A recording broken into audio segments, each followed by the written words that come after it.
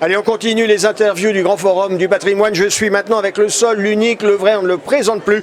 Je suis avec Stéphane Toulieu. Stéphane, bonjour. Bonjour Frédéric. Ça me fait plaisir de vous retrouver. Vous êtes toujours flamboyant. Oui, toujours. J'ai même mis une cravate aujourd'hui. C'est de lancer des fonds qui vous maintient jeune comme ça. Oui, c'est ça, voilà. Je le rappelle, vous êtes le patron, le président d'Atimis.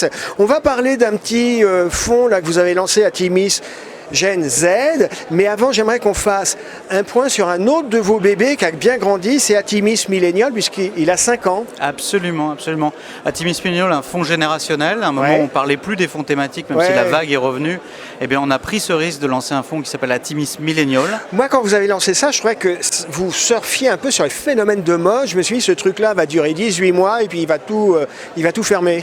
5 ans après, le il est encore là. Est encore là, il marche très bien puisqu'il a... Combien? Quel encours? Il est près de 50 millions, il a une performance de surtout de 85% depuis le lancement, il est nettement au-dessus du MSCI Monde. Les gens me disaient c'est un conseil de marketing, tu battras jamais les indices, on est nettement devant les indices et nos clients, que je remercierai jamais assez, qui nous ont suivis dès le premier jour, ont fait gagner beaucoup d'argent à leurs clients et donc...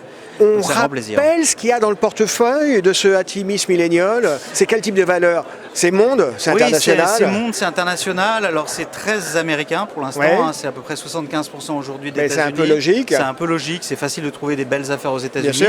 Un petit peu d'Europe, pas assez d'Asie, je pense. C'est vrai que les problèmes actuels en Chine ont un peu mis un coup de frein sur là. Exactement. Il y a un an tout juste, j'aurais dit on va avoir beaucoup plus de Chine. Là, nous, ce qui est important, c'est considérer finalement l'intérêt du client en premier plutôt que l'intérêt intellectuel d'aller éventuellement sur la Chine. Très diversifié, donc c'est ça qui est super sur ce portefeuille. J'appelle ça plutôt un fonds multithématique. Il y a à la fois de la tech, mais il y a aussi pas mal de ce qu'on appelle sports and lifestyle, des vêtements, des marques, donc très diversifié, de la consommation, ce qui permet de bien équilibrer le portefeuille. Bonne diversification. Exactement. Cette année, on a vu nos amis qui font que de la tech grimper très fort. Ensuite, la chute a été... Et nous, c'est très bien stabilisé. C'est le but du portefeuille. C'est d'être très diversifié et ça c'est un vrai plaisir. Donc on a parlé d'Atimis Millennial qui fête ses 5 ans et je le redis et puis je l'avoue, quand vous avez lancé ça, je me disais c'est rock'n'roll mais ça va tenir ce que tient un papillon. Et puis là récemment en avril vous avez lancé un autre fonds alors qui se veut encore plus sur la pointe, c'est Atimis Génération Z. On rappelle ce concept de génération Z, parce que moi je suis un boomer, c'est quoi la génération Z? Alors là, on va rappeler les milléniaux. Les milléniaux, c'est né entre 80 et 2000. D'accord. Ce qui est important, c'est que les milléniaux, maintenant, ils ont 40 ans. Ils ont des comportements plus centraux dans leur fonctionnement. D'ailleurs, c'est un appel. Lorsqu'on s'est rencontrés au lancement du fonds, je disais on peut en mettre à la marge du millénial.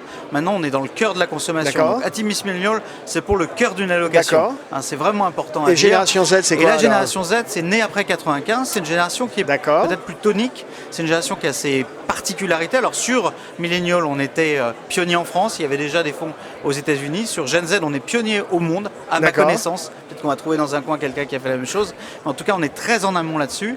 Et c'est une génération qui est très particulière parce qu'elle est encore plus digitale, parce que c'est une génération qui est connectée depuis le début, puisque en 95, les grands d'Internet existaient déjà où elle allait se lancer. Donc elle a été connectée depuis sa naissance, ce qui n'était pas le cas des millennials. Digital native, certes, mais pas totalement dans l'Internet. Puis c'est une génération qui, par exemple, d'un point de vue sociétal, moi j'aime bien ou pas, dire que c'est la génération Greta Thunberg. Donc elle a des considérations, qu'on aime des ou pas, aspirations, mais effectivement elle est sur le paysage. Et donc cette configuration-là fait qu'on a créé ce fonds-là qui, là pour le coup, on souhaite qu'il soit quand même un vrai fonds thématique, plus de testostérone, on va dire plus de jus, il y aura plus de risques, plus de volatilité, plus rock'n'roll. Donc là on l'assume, on le retrouve bien. Et on retrouve bien, oui, peut-être. Mais là on va chercher des idées plus loin. C'est vrai que cette ère digitale, alors il y a des marques qui sont très différentes dans la consommation. Je peux prendre un exemple de valeur. Moi j'aime bien par exemple, savoir ce qu'il y a dans le moteur. Nous deux, on est encore sur Facebook. Mon fils qui est un millennial est plus du tout là-dessus, il est sur Instagram. Oui, il paraît que Facebook c'est un gars. Et ma nièce, elle est sur Snap, dont je ne connais pas l'usage, qui n'est pas du tout dans mon téléphone. Donc il y a des usages, des marques qui sont utilisées, qui ne sont pas tout à fait les mêmes. Et donc cette vague nouvelle qui est celle de la Gen Z, elle va aussi être extrêmement importante. Donc moi je pense qu'on a un très bel avenir. Est-ce qu'on ne surfe pas aussi sur des phénomènes de mode, Snapchat, tout ça, c'est ce que vous évoquez, c'est des entreprises qui parfois ont du mal à trouver leur business model et à gagner de l'argent. Est-ce que C'est pas un peu c'est un modèle multimilliardaire qui est d'ailleurs très souvent copié par les autres dans l'innovation. Je pense à WhatsApp par exemple, qu'on utilise un peu tous dans notre génération. Non, c'est pas une mode. On pouvait dire la même chose au lancement d'Amazon. Qu'est-ce que c'est que cette mode de commencer à commander, de se faire livrer des livres? La réalité, on est sur des tendances longues, très fortes. À nous, d'ailleurs, c'est notre métier d'identifier. D'être un peu audacieux et d'y aller, quoi. D'être audacieux, mais aussi d'identifier ce qui est de court terme, du long terme. Et ça, c'est très important parce qu'il y a des momentum qui sont vraiment du court terme et puis des grosses tendances très lourdes, je pense au digital dans la distribution, qui sont là pour durer. Atimis Génération Z, c'est le dernier bébé, lancement en avril, juste un dernier mot. Commercialement, ça marche comment ? La boîte marche bien, ça va. On est un peu déçus parce qu'on a des perfs canons sur l'ensemble de notre gamme.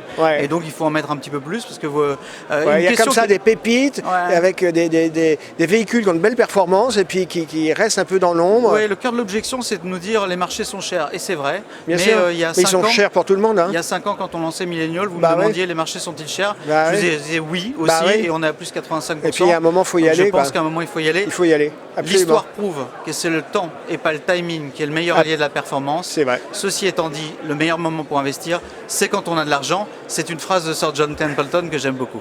Ça sera le mot de la fin. Merci Stéphane Toulieu. Vous êtes toujours aussi flamboyant. Merci d'avoir été avec nous. Merci beaucoup. Merci Frédéric.